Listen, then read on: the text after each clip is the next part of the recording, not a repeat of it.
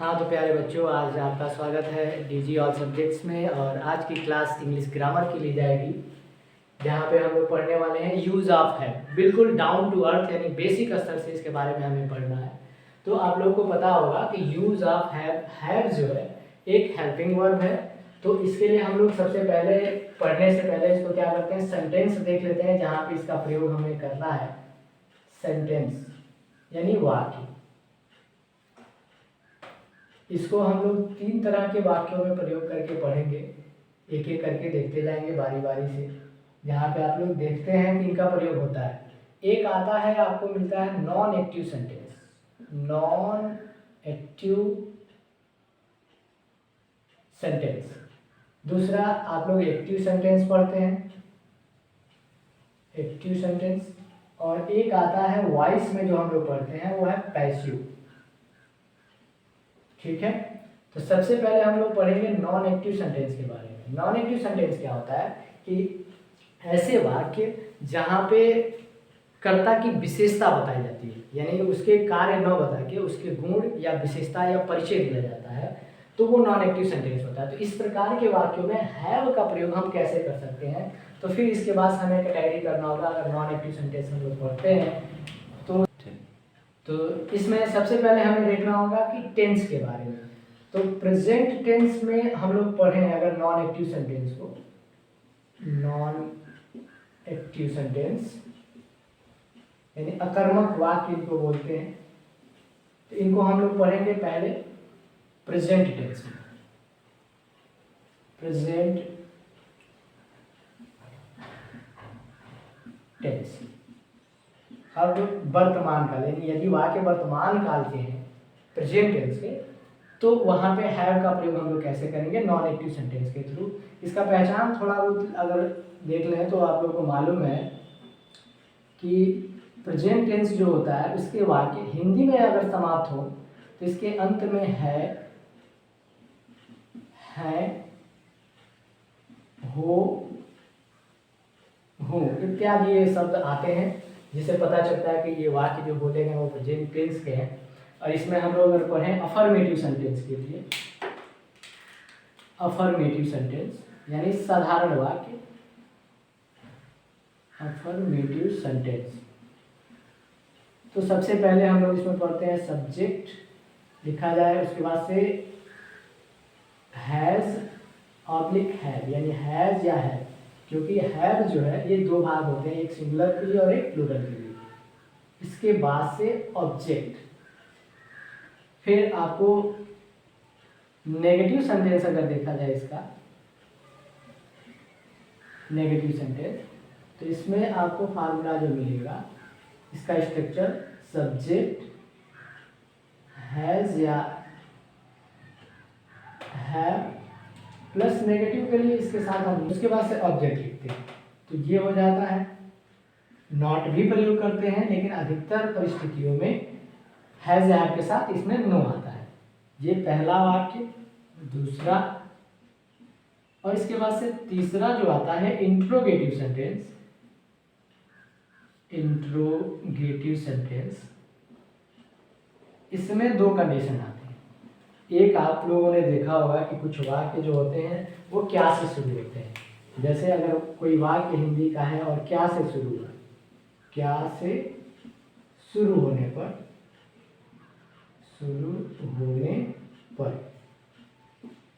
तो ऐसी परिस्थिति में हम ये सहायक क्रिया हैज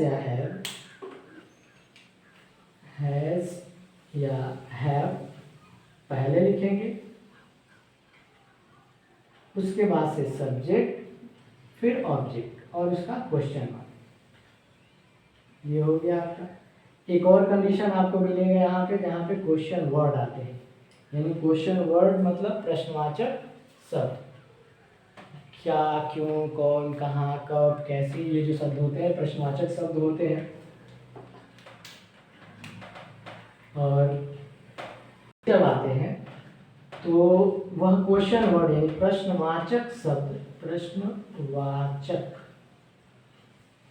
शब्द यानी ऐसे शब्द जिनको पढ़ने या लिखने से प्रश्न पूछने का बोध होता है, प्रश्नवाचक शब्द कहलाते हैं। इंग्लिश में इनको क्वेश्चन वर्ड बोला जाता है। या WH वर्ड भी कहते हैं। इसके लिए फार्मूला हो जाएगा ये क्वेश्चन वर्ड, उसके बाद से सब्जेक्ट के अकॉर्डिंग हैज या हैव, उसके बाद से सब्जेक्ट और फिर ऑब्जेक्ट और अंत में क्वेश्चन वर्ड। तो ये रहा फार्मूला प्रेजेंट टेंस में। अगर वो नॉन एक्टिव सेंटेंस में है तो हैज या हैव का यूज करने का फार्मूला। अब इनका हम लोग एग्जाम्पल देख लेते हैं। एग्जाम्पल के लिए सबसे पहले अफर्मेटिव सेंटेंस यानी साधारण वाक्य, सकारात्मक। अब इसमें कंडीशनल ये होता है कि जैसे मान लीजिए हम लोग यहाँ पे लगाते हैं एग्जाम्पल में कहा जाए कि उनके पास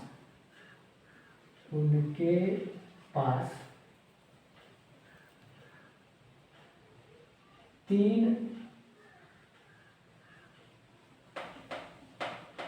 किताबें, 3।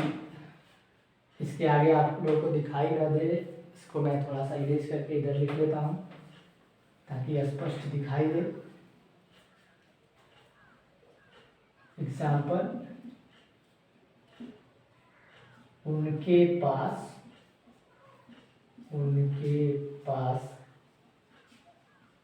3 किताबें हैं। चलिए इसका हम लोग इंग्लिश ट्रांसलेशन करते हैं। उनके मतलब वे, और वे लोग की अंग्रेजी क्या होती है? दे।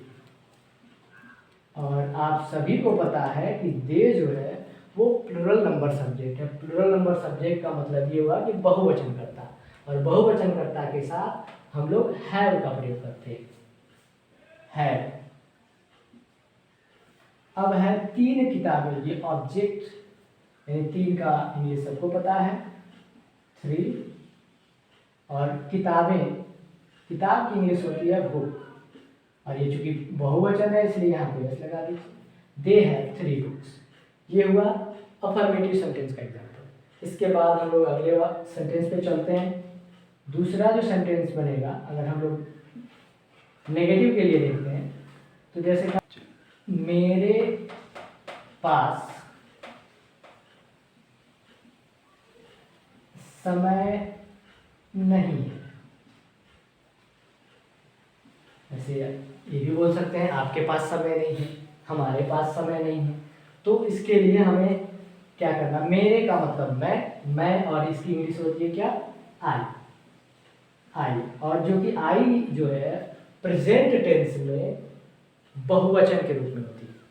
यही पास्ट टेंस में जाएंगे तो एक वचन हो जाएगा। तो आई बहुवचन है इसलिए इसके साथ क्या प्रयोग किया जाएगा? हैव। और नहीं यानी no, time, I have no time. ये नेगेटिव के लिए हो गया। तीसरा सेंटेंस जो होगा वो इंट्रोगेटिव से रिलेटेड होगा। 2 तरह के वाक्य मिलेंगे, क्या से और प्रश्नवाचक शब्द से। पहले क्या वाला देख लेते हैं। क्या हमारे पास कार है, और ये रहा क्वेश्चन मार्क। तो इसमें जो शब्द है क्या से शुरू हुआ है, इसलिए हम लोग जो सहायक या बीच में लिख रहे थे हैज या हैव, वो हम लोग क्या करेंगे? शुरू में लिखेंगे हैज या हैव। तो सब्जेक्ट हमारा हमारे है, हमारे मतलब हम, और इसकी अंग्रेजी वी। और ये चूंकि बहुवचन है इसलिए यहाँ पर भी हम लोग क्या प्रयोग करेंगे? हैव। उसके बाद से सब्जेक्ट लिखना है यानी वी, और कार है तो सिंगुलर है इसलिए कार, एक कार लिखिए यहाँ पे, हैव वी अ कार, और लास्ट में क्वेश्चन मार्क। फिर इसके बाद से आप प्रश्नवाचक शब्द वाला एग्जाम्पल देख सकते हैं कि उसके पास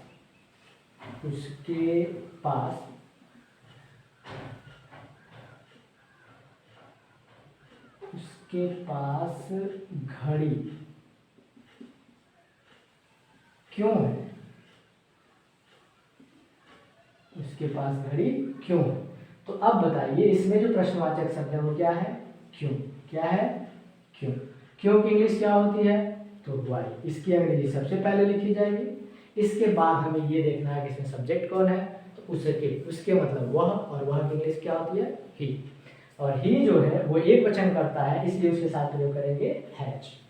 वाई हैज, उसके का मतलब यहाँ पे ही, वाई हैज ही। घड़ी का क्या होता है? वॉच। और लास्ट में क्वेश्चन। तो इस तरह से आप लोग प्रेजेंट टेंस के जो भी नॉन एक्टिव सेंटेंस में हैज के यूज वाले सेंटेंस थे, जो नॉन एक्टिव के लिए हम लोग पढ़ते हैं, उसके ये 3 सेंटेंस थे, तीनों के एग्जाम्पल। आप इसको आसानी से तैयार कर सकते हैं और इनको फार्मूले के हिसाब से सेटअप करके वाक्य हिंदी से अंग्रेजी में बना सकते हैं। तो मैं चाहता हूं कि आप लोग क्या करें, इसका स्क्रीनशॉट ले लें। तो इसका स्क्रीनशॉट आप लोग ले चुके होंगे, इरेज कर दें। फिर इसके बाद से प्रेजेंट टेंस के बाद हम लोग देखेंगे past tense. Non active sentence में ही पास्ट टेंस हमें तैयार करना है।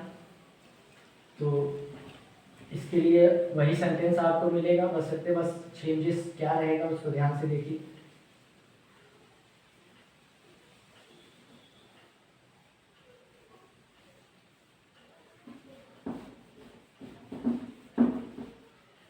इससे रिलेटेड आप वाक्य लिख के खुद बना के और कमेंट बॉक्स में भेज सकते हैं, या जो डाउट हो जहाँ पे आपको नहीं समझ में आया उसको पूछ भी सकते हैं। चलिए अब देखते हैं प्रेजेंट टेंस के बाद से पास्ट टेंस। पास्ट टेंस में हम हैव को जब लाते हैं तो वो किस में बदल जाता है? अब पढ़ना है हमें पास्ट टेंस। पास्ट टेंस की पहचान क्या होती है? तो यहाँ पे था, थी, थे, ये नॉर्मल पहचान है। अफर्मेटिव सेंटेंस के लिए यहाँ पे जो हम लोग फार्मूला यूज करेंगे वो सब्जेक्ट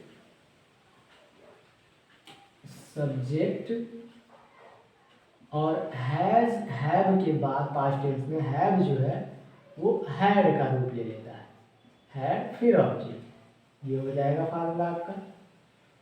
फिर नेगेटिव में जब जाएंगे तो हैव के जगह पे आपको मिल जाएगा हैड, और नो ऑलरेडी मिला था आपको, फिर ऑब्जेक्ट, ये फार्मूला मिल जाएगा।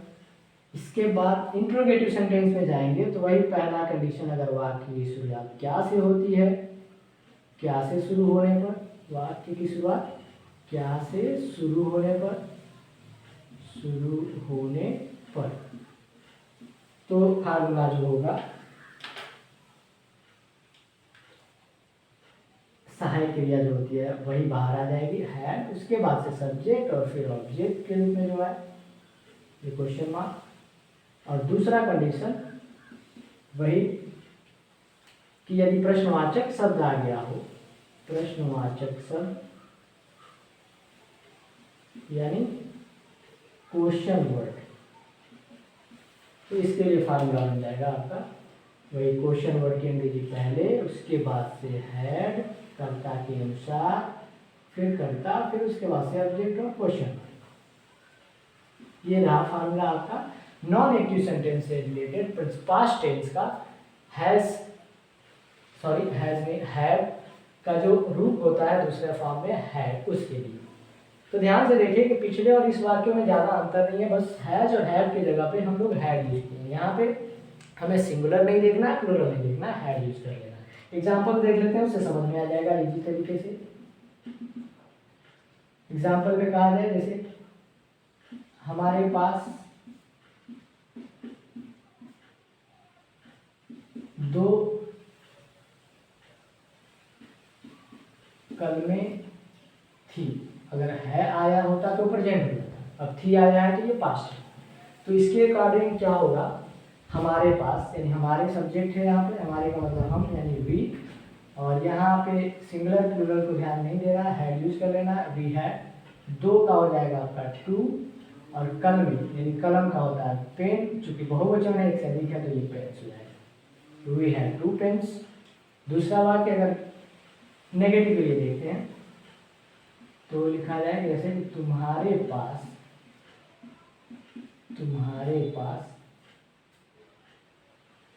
साइकिल, तुम्हारे पास साइकिल नहीं।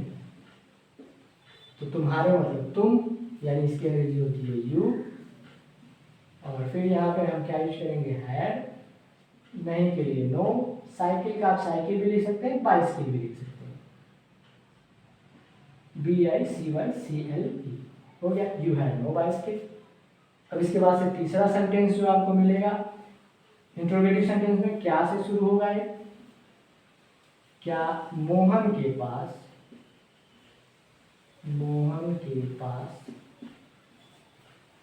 पैसा है,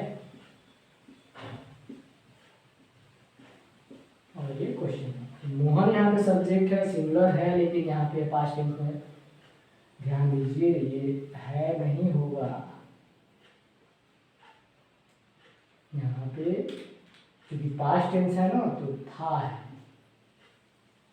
नहीं थी, पैसा था, क्वेश्चन मार्क, क्या मोहन के पास पैसा था। अब देखिए, तो मोहन, इसके अकॉर्डिंग हमें क्या से शुरू हुआ, तो शुरू में हमें क्या लेना है, साइकिल या जो है इसकी हैड, उसके बाद से मोहन, चूंकि एक नाम है इसलिए इसका भी लेटर पहला अक्षर बड़ा होगा, हैड मोहन, इसके बाद से मनी, लास्ट में क्वेश्चन मार्क। इसके बाद आपको चौथा सेंटेंस मिल जाएगा प्रश्नवाचक शब्द से। प्रश्नवाचक शब्द में आप लोग प्रयोग कर सकते हैं, उनके पास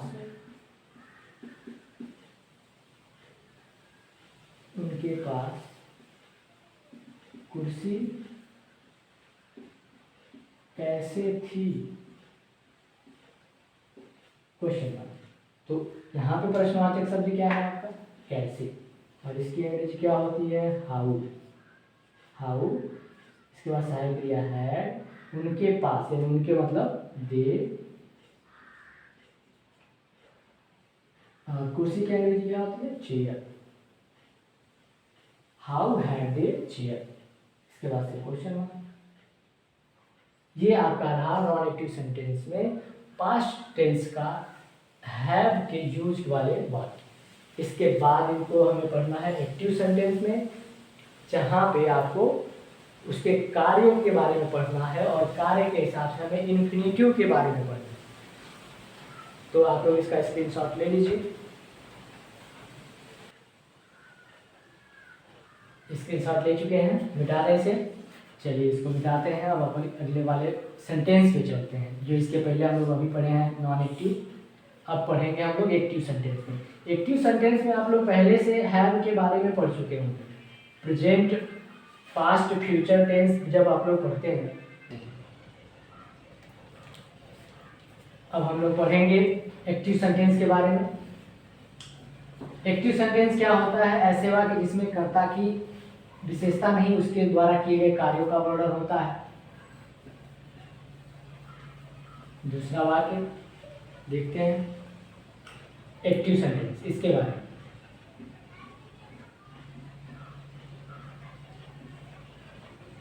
एक्टिव सेंटेंस यहाँ पे भी हम लोग दो पढ़ेंगे। फ्यूचर वाला, उसमें फ्यूचर टेंस का नहीं बताया गया है, आप लोग वो खुद करेंगे, नहीं तो किसी और क्लास में जब ली जाएगी तो उसके बारे में बता दिया जाएगा, जहाँ पे विल या सेल का भी यूज होता है, इसलिए इसमें नहीं बताया गया है। एक्टिव सेंटेंस में क्या है कि यहाँ पे जो वाक्य होंगे इसमें कर्ता की विशेषता नहीं, क्या बताया जाएगा, कार्य, यानी कर्ता द्वारा किए गए कार्यों का वर्णन होता है। चलिए यहाँ पे भी हम लोग प्रेजेंट टेंस में पढ़ते हैं, तो इन्फिनिटिव के रूप में पढ़ेंगे। प्रेजेंट टेंस को अगर हम लोग पढ़ते हैं यहाँ पे, तो इन्फिनिटिव वर्ब के लिए पढ़ेंगे, इन्फिनिटिव वर्ब। इस समय क्या होगा कि टू के साथ, टू प्लस क्रिया का पहला फॉर्म यूज होगा। अगर प्रेजेंट में जाएंगे तो हैव आएगा, पास्ट में जाएंगे तो हैड आ जाएगा, उसमें कोई दिक्कत नहीं होने वाली, ठीक है। चलिए देखते हैं प्रेजेंट टेंस के लिए। इसमें थोड़ा सा पहचान भी आपको मिल जाएगा। प्रेजेंट टेंस, प्रेजेंट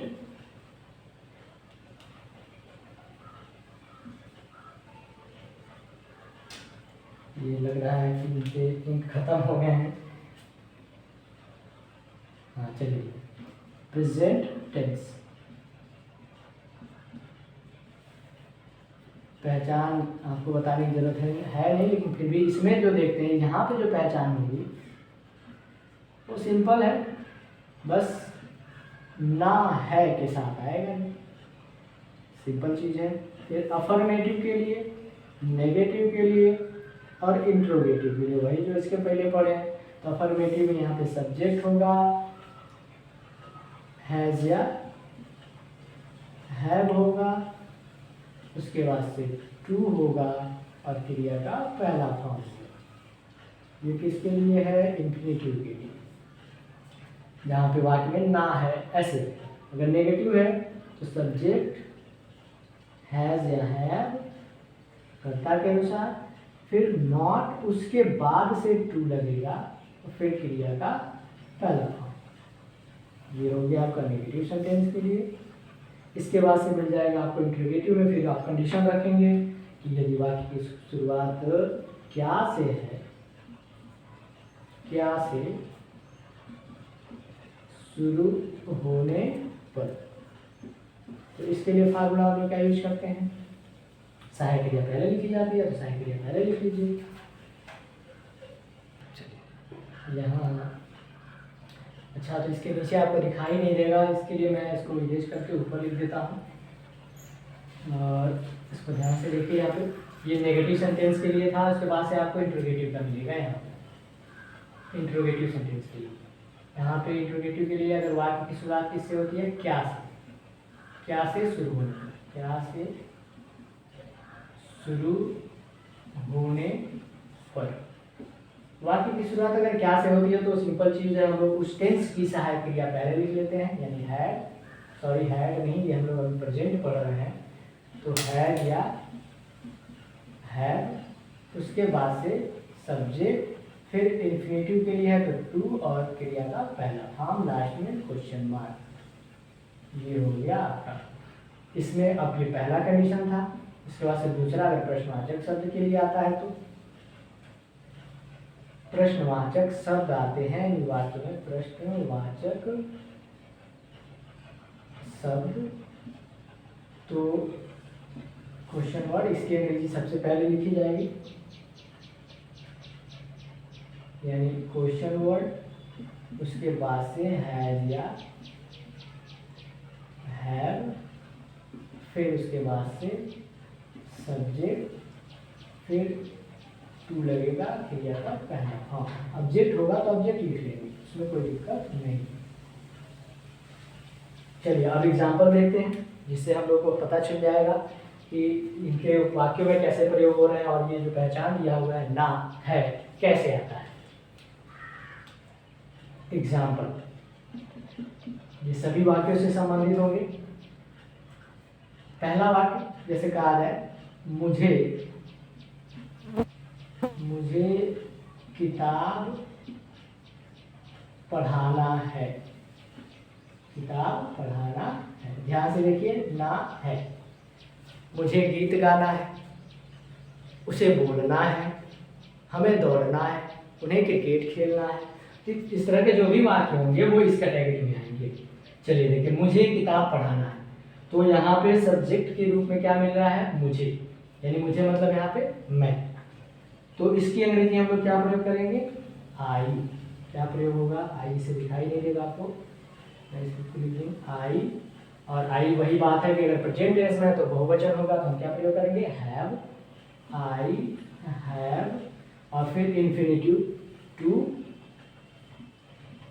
किताब पढ़ाना है, पढ़ाना है, पढ़ाना का होता है teach. I have to teach, मुझे पढ़ाना है तो आई हैव टू टीच, मुझे किताब पढ़ाना है तो I have to teach a book. ठीक है, ये समझ में आया होगा आपको। एक और एग्जांपल देख के समझते हैं। जैसे बोला जाए, उसे, अब ये नेगेटिव को ले लेते हैं, गीत नहीं गाना है, उसे गीत नहीं गाना है। तो यहाँ पे भी देखिए ना है। इसके लिए हम लोग क्या करेंगे? उसे मतलब वह, और वह की अंग्रेजी क्या होती है? ही प्रयोग करिए, ही। अब ये देखिए ध्यान से, ये एक वचन करता है, ये अकेले हैं, इसलिए इसके लिए हम लोग क्या प्रयोग करेंगे? हैज। उसके बाद से ध्यान दीजिए, नेगेटिव सेंटेंस होगा, तो यहाँ पे हैज या हैव के बाद नॉट, यानी नॉट लिखने के बाद ही हैज़ नॉट, उसके बाद से टू लगेगा, और गाना है इसका होता है सिंग, और गीत का हम लिख लेंगे a song. He has not to sing a song. ये हो गया आपका इंट्रोगेटिव नेगेटिव सेंटेंस। अब हम लोग लास्ट देखेंगे इंट्रोगेटिव सेंटेंस का। तो मुझे लगता है कि आप लोग को इतना स्क्रीनशॉट ले लेना चाहिए, और इंट्रोगेटिव सेंटेंस का एग्जांपल मैं इसके आगे बता दे रहा हूँ, जल्दी से स्क्रीनशॉट लीजिए। तो स्क्रीनशॉट ले चुके हैं आप लोग, मैं इसे इरेज कर देता हूँ।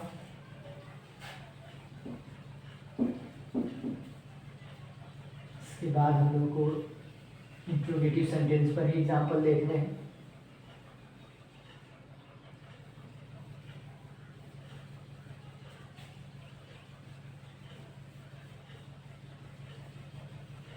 चलिए अब देखते हैं इसके बाद से इंट्रोगेटिव सेंटेंस का एग्जांपल।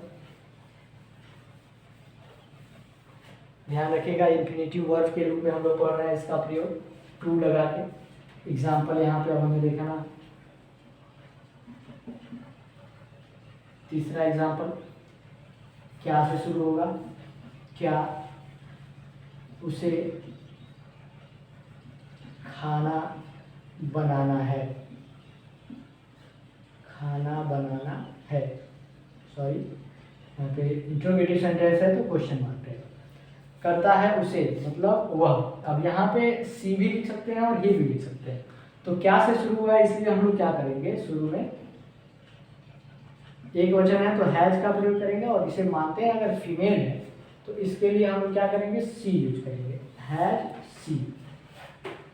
बनाना है तो टू, और कुक खाना बनाने के लिए हम लोग क्या यूज करेंगे, cook the food, the food. ये हो गया आपका क्वेश्चन मार्क। इसके बाद से अगर प्रश्नवाचक शब्द आ जाए तो उसके लिए देख लीजिए, हमें घर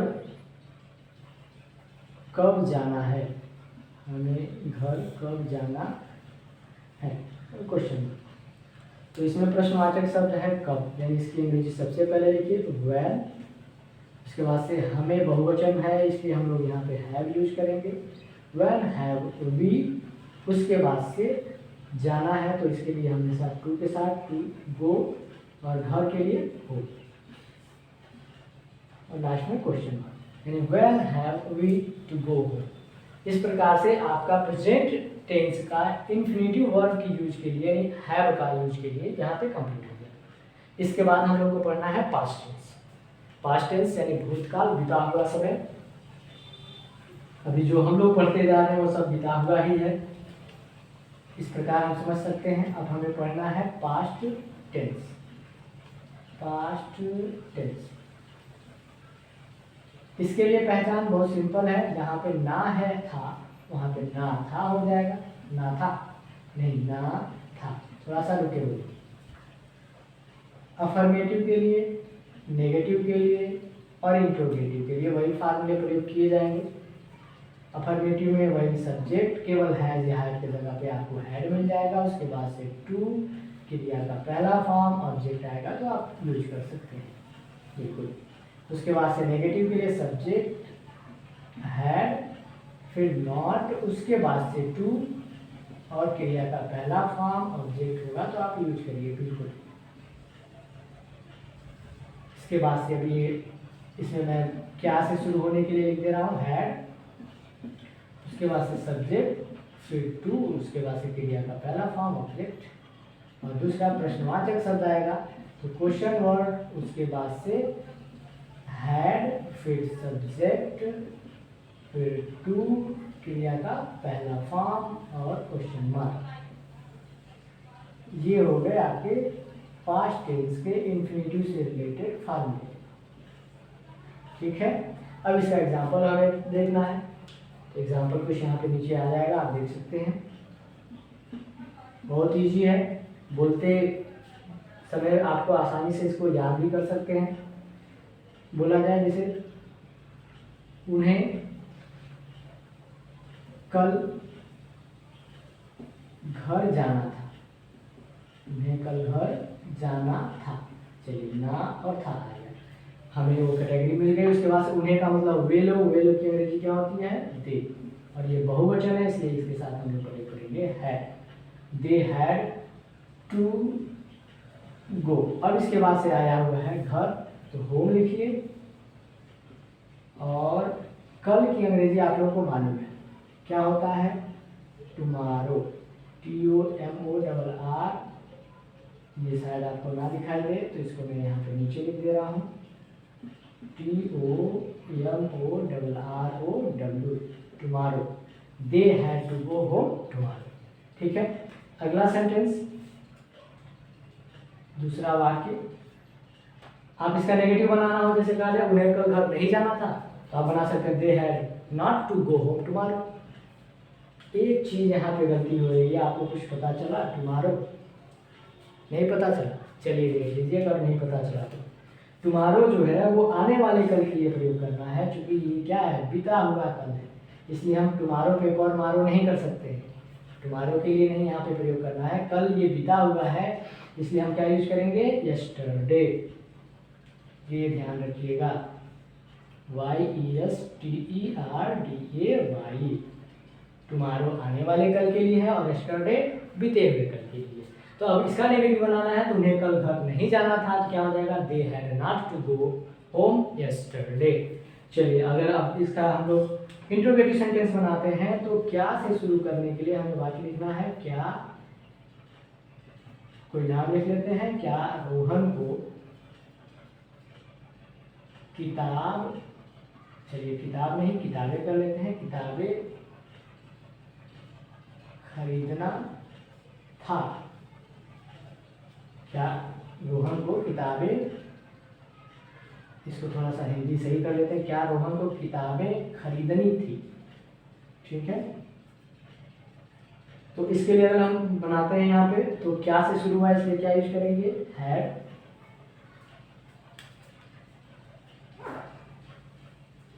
हैड, उसके बाद से रोहन,